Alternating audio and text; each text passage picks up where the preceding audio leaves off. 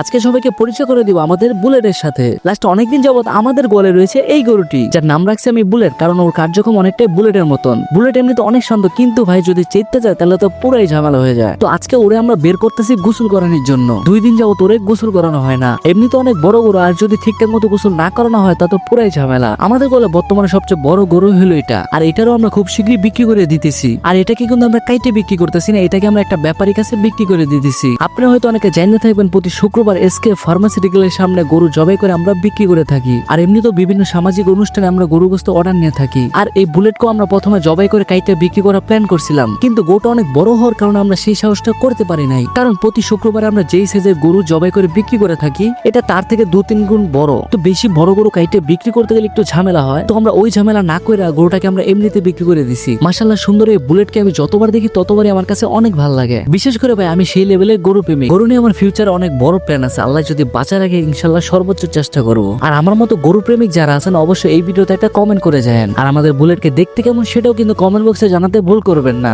দেখা হচ্ছে পরবর্তী ভিডিওতে, সেই পর্যন্ত সবাই ভালো থাকবেন, সুস্থ থাকবেন, আল্লাহ হাফেজ।